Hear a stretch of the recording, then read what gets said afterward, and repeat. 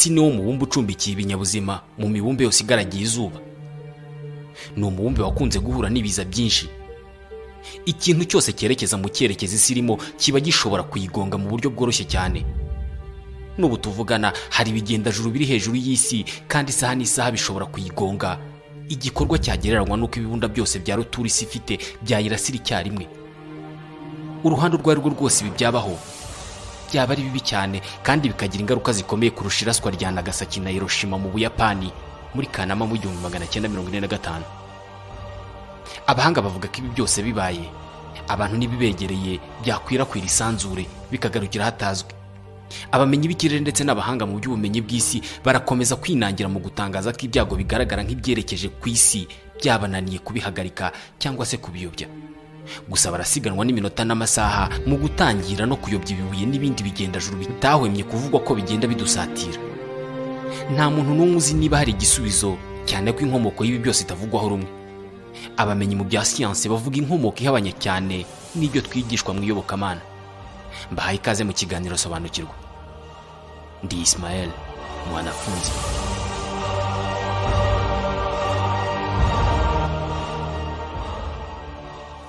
Iyi si dutuye ishashagirana nk'ibuye rya safiri mu ruhererekane rw'imibumbe igaragiye izuba. Buri munsi twirirwa muri gahunda zacu tugamije gutera imbere no kuramba ku isi. Si kenshi dutekereza ko mu isanzure ibyago bishobora kuba bitwerekejeho kuko nta n'ubushobozi dufite bwo kubirebesha ijisho. Iyi si dutuye ifite inzira iteguye neza inyuramo ikora ingendo zayo zizenguruka izuba. Ni ibisanzwe ku isi igigwaho ibisa n'ibitare biturutse mu kirere kuko ubwayo nisanganywe ubushobozi bwo gukurura, ari nayo mpamvu iyo dusimbutse cyangwa tukanaga ikintu mu kirere kitugarukira. Umuhanga mu birebana n'imibumbe Rusty Schellkraut azi neza uburyo mu isanzure hari ibintu bigendagenda cyangwa se bigendajuru bishobora kugirira isi nabi. Mu 1969 yagiye ku kwezi muri misiyo y'Abanyamerika bise Apollo 9. Ikirere kizi neza. Uyu munsi ntagahangayikishijwe cyane n'ibyo kujya mu kwezi no kugendagenda mu isanzure, ahubwo ahora asa n'utabaza avuga ko hari ikigendajuru cyiswe Apophis cyafashe inzira itwerekezaho mu 2004. Uyu byamuteye ubwoba kuko ari ikibuye kinini kurusha ibindi byose yigeze kubona byerekeza ku isi. Aterwa ubwoba bwinshi nuko hari ikigendajuru kigeze kwangiza isi kandi cyo cyari gito kuri Apophis.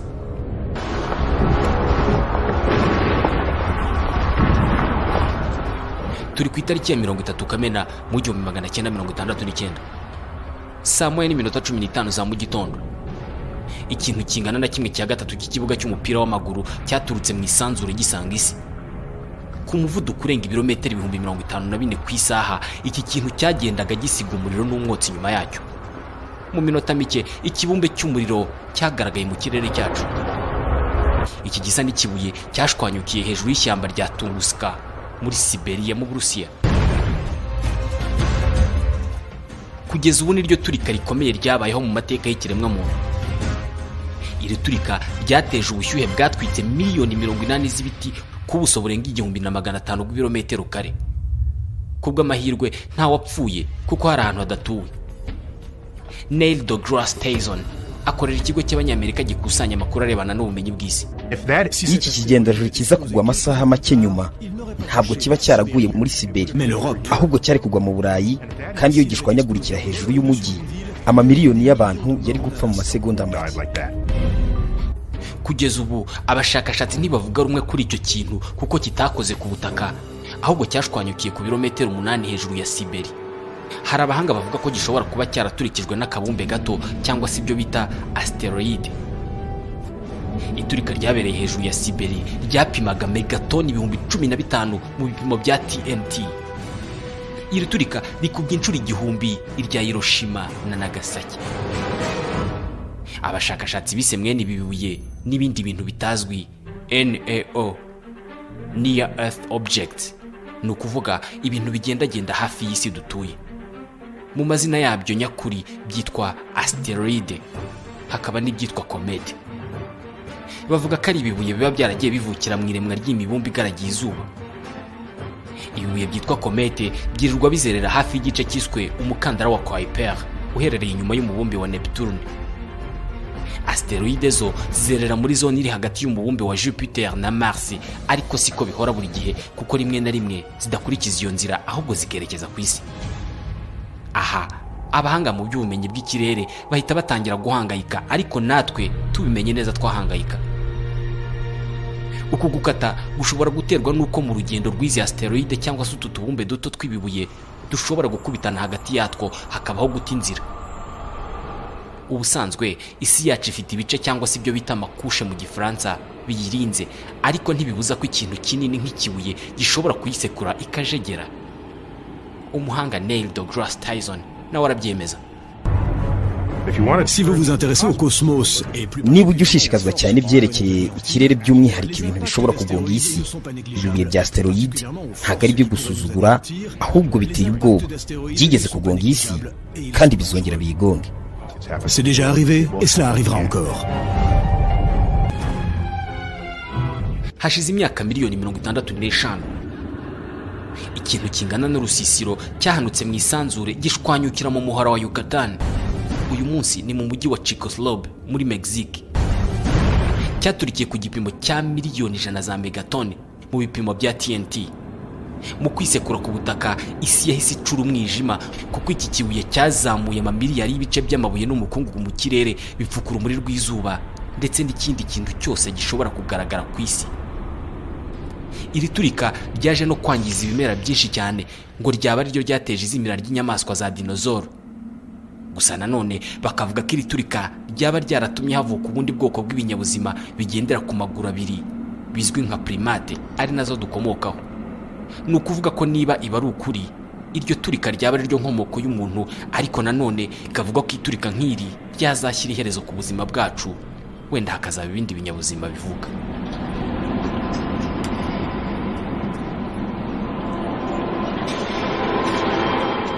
Mu 1998 Kongere ya Amerika yasabye ikigo gikora iby'ubushakashatsi mu isanzure NASA gukora ubushakashatsi ku bigendajuru byose bifite umurambararo utarengeje metero 800. Ibyavuye muri ubu bushakashatsi birasa n'ibiteye ubwoba kuko babonye ibigendajuru 850 byose biri mu cyerekezo kigana ku isi bishobora kutugwaho. Ibi bigendajuru ni abaturanyi bacu ba hafi kandi bateye ubwoba mu ruhererekane rw'imibumbe igaragiye izuba. Mu ishami rishinzwe kugenzura imibumbe itariho ibinyabuzima mu kigo NASA, Don Yeomans ashinzwe gukurikirana ibigendajuru byerekeye isi. Ni umuhigi w'ibigendajuru bishobora kugonga isi bikayigira umuyonga. Guhiga ibibuye bya asteroide ni nko gushaka inkomoko y'umuyaga wa Ouragan. Mu gukurikirana ikigendajuru umunsi ku munsi, ugenda umenya aho gituruka, ukagenda umenya inzira kinyuramo, uko kingana n'umuvuduko cyaba gifite igihe cyasekurana n'isi. En cas de collision avec la Terre. Hakoreshejwe icyuma kizwi nka telescope gikoreshwa mu kureba ibiri mu isanzure. Departement ishinzwe ibigendajuru muri NASA ivuga ko 90% by'ibigendajuru bya asteroide ari ibyago ku isi. Ibi bibuye ngo bishobora kugwa ku isi bigateza umuriro urutu w'ibisasu bya kirimbuzi byose biri ku isi byatanga biramutse birasiwe rimwe. Iturika nk'iri rishobora gutuma hari ibinyabuzima bizimira burundu ntibizongere kubaho. Uyu nanone ni Don Yeomans. Une telle collision ne risque de se produire qu'une fois sur des centaines de milliers d'années. Igongana nk'iryo rishobora kubaho inshuro imwe mu myaka igihumbi, ariko bibaye igice kinini cy'abatuye isi cyahita kibagirana. Ni ibikorwa byabaho gake cyane ariko bikagira ingaruka ziremereye. Igongana ry'ikigendajuru n'isi cyagira ingaruka ku isi yose, atari uko umugabane wose ushobora gukongoka gusa, ahubwo ibyangijwe hasi bishobora kuzamuka bikagaruka bigatwikira isi yose. Ikirere cyagira ubushyuhe bugeze kuri degrees Celsius zirenga 500 kandi ibimera bigahita bigurumana. Et la végétation brûlerait.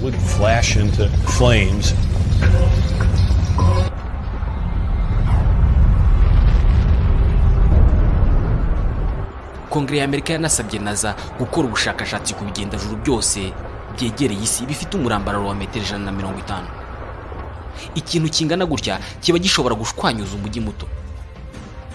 Igisa n'igihangayikishije nuko ibi bintu bitari mu by'abahanga bamaze kuvumbura ndetse bazi n'inzira binyuramo, kuko buri gihe haba hari ibigendajuru birenga 12 bitazwi niba byagonga isi cyangwa se niba bifite indi nzira.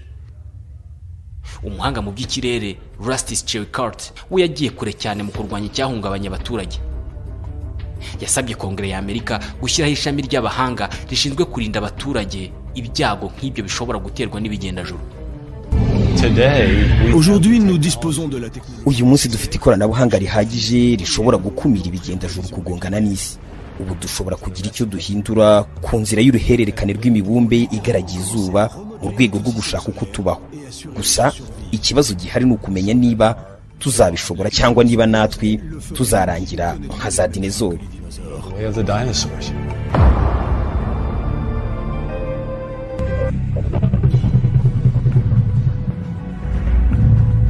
Ariko Chilcott ntabwo yategereje Kongere ya Amerika ngo igire icyo ikora, kuko we yifitiye gahunda ye yo kurokora umubumbe ibyago biwerekejeho.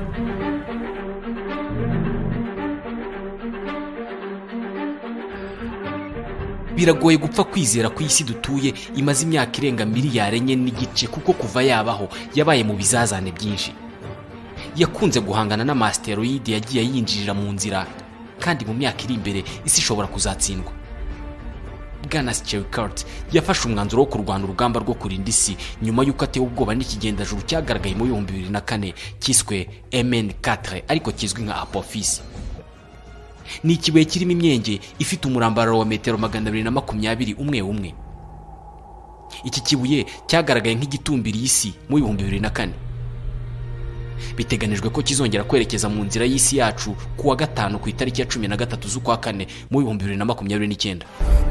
So in 2029, Mu mwaka wa 2029 Apophis izongera itwegere nk'uko ibyogajuru by'itumanaho bitwegereye, kandi icyo gihe bizaba bishoboka ko hari abantu bazabona icyo kibuye n'amaso yabo.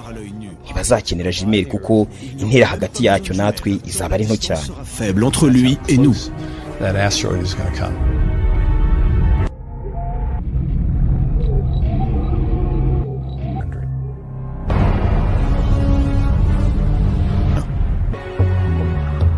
Hari amahirwe angana na 99% ko Apophis icyo gihe itazakora ku isi, ariko yibeshye ikayobaho gato ikagera ku birometero 3,405 ivuye aho iri. Yahita igera aho bita kuri trou de cellule gravitationnelle. Aka ni agace kari mu kirere gafite ubugari bwa metero 800. Apophis yibeshye ikahegera, rukuruzi z'isi zayitesha umurongo ku buryo ku itariki ya 13 Mata mu 2036 yagongana n'isi. Kugeza ubu Apophis ifite amahirwe angana na 1 ku bihumbi 45 yo kugonga isi mu 2036, ariko ntibibuza abahanga mu by'ikirere gukomeza kuba maso. Kuri Chilcott, ihanuka rya Apophis rikwiye gufatwa nk'ikindi kiza cyose gishobora kwibasira isi. We yanamaze gukora ikarita igaragaza uduce iki kibuye gishobora kuzagwamo. You have the date. Tuzi itariki bishobora kuzaberaho, isaha ndetse n'icyerekezo Apophis irebamo. Ushobora gukora ikarita, hanyuma icyo yerekana nicyo nise trajectoire risk, cyangwa se inzira y'ibyago. Iyi nzira izengurutse isi. Iyo ndeba iyo nzira mpita mbona ibyago biremereye gusa, nkahita nibaza nti nihe bizase. Il va frapper. Might it hit? Uyu mugabo avuga ko Apophis ishobora kuzanyura muri buri gice cyose cy'isi. Ishobora guhera muri Siberia y'uburengerazuba, ikanyura hejuru y'inyanja ya Pacific ku gice cyegereye California, hanyuma ikanyura muri Amerika yo hagati yerekeza muri Afrika y'uburengerazuba. Kubirebana no guhanuka kwayo rero, iyo abahanga bavuze iki gitare gishobora kuzakubita, bisa na filimi iteye ubwoba. Aba bavuga ko Apophis iramutse igonganye n'isi yagwa mu nyanja ya Pacific ku gice cyegereye California, ifite ingufu zirenga miliyoni ya megatone mu bipimo bya TNT. Yahita ica icyobo munsi y'inyanja gifite umurambararo w'ibirometero 8 ku burebure bw'ibirometero 2, wahita uteza umuhengeri wa tsunami. Amazi yajya azamuka akikoza muri metero 15 ujya hejuru no hakurya y'inyanja, agateza impfu z'abantu utapfa kwiyumvisha umubare.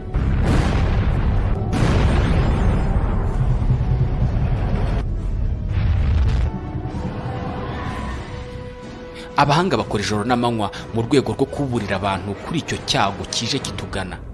Igisubizo gishobora kuzaba guturitsa icyo kibuye. Gusa hari abatekereza ko ibyo byasubiza ibintu rudubi. Misiyo nshyashya ya Chilcott ni ukuyobya inzira isanzwe inyurwamo n'amasteroide kugira ngo areke kwerekeza ku mubumbe wacu. Abagize ikipe ikorana nawe bakoze icyuma gishobora kujya kiyobya amasteroide n'ibindi bigendajuru bishobora kuzagonga isi. gusa ikibazo cy'iki cyuma ni uko uramutse ugikoresheje ushaka kuyobya asteroide kikayiswata, waba uyongereye umuvuduko noneho igateza ibyago birenze ibyari byitezwe. Ariko hari ubundi buryo butekerezwa. On pourrait aussi envoyer en mission des robots. hari n'uburyo bwo koherezayo amarobo akajyayo agakusanya amakuru akayatuzanira. Ntabwo bikomeye. Icyiza kiri mu kohereza umuntu ni uko we yagerayo agatekereza nk'umuntu ku birebana n'ibigendajuru. Il pourrait se déplacer sans avoir à dépendre de la navigation. Ubutabazi burimo busabwa n'uyu mugabo burasa naho bwatangiye kumvikana, kuko ubu umuryango w'abibumbye watangiye gutegura amasezerano agomba kugaragaza umuntu uzagira uruhare mu kuyobya iki kibuye.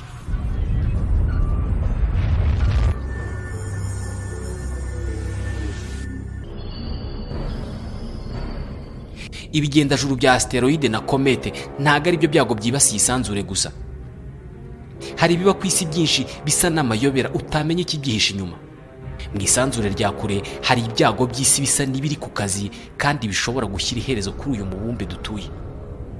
Dore nk'ubu inshuro 3 ku munsi ushobora kubona igisa n'umurabyo mu kirere cyaho tuye. Hari imwe mu mirabyo ubona ifite uburemere burusha ibihumbi amagana by'intwaro za kirimbuzi. Igiteye ubwoba ni ukuriya murabyo ubona bakunze kwita kibona umwe uramutse urabirije hafi y'isi byaba ari iherezo ryayo. Benshi mu batuye umubumbe ntituzi cyangwa se ntitwita ku byago bituye mu kirere cyacu. Tekereza nko mu isanzure inyenyeri ishwanyutse.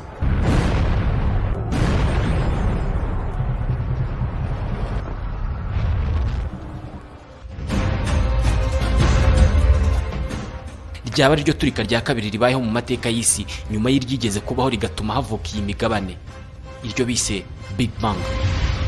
Kubyumva byaba ari nko kuba uri ku kilometero kimwe uvuye Hiroshima igihe haterwaga bombe atomike. Imirasire ifite imbaraga zidasanzwe yahita itwika igice cy'isi kizwi nka atmosfere. Akayunguruzo k'izuba kahita gashirira. Abantu n'ibindi binyabuzima byo byaba byamaze gupfa bizize ubushyuhe bukubye inshuro 100 ubushyuhe bushobora kwica umuntu. Ugushirira kw'akayunguruzo k'izuba kwahita guteza izamuka ry'ubushyuhe, bwahita buteza za tsunami, imiyaga ya uragana za cyclone. Nta buzima bwaba bukiri ku isi. Birumvikana nka filime yuzuyemo gukabya, ariko ibi bishobora kubaho umwe mu mirasire bita rayon gamma uramutse ukoze ku isi. Ni umurasire ufite ubushyuhe buhambaye bungana n'ubwo izuba rishobora gutanga mu myaka miliyari 10. Ni ikigendajuru kiba kure kivuka bitewe n'inyenyeri yapfuye. Gusa bikaba ku nyenyeri nini byibuze kubya izuba inshuro 10 mu bunini. Ubundi iyi nyenyeri ipfuye irashonga, maze uduce twayo tukavamo umurasire wa rayon gamma ushobora kumanuka mu kirere upima megatoni 100,000 ku muvuduko w'ibihumbi 300 by'ibirometero ku isegonda. Hari ibinyabuzima ku isi byahita bizimira ntibizongere kubaho kundi. Gusa ibi bifite amahirwe angana na 1% byo kuba ku isi, ariko bishobora kubaho cyane ko iyo mirasire yo nta n'uburyo buhari na bumwe bwo kuyirinda.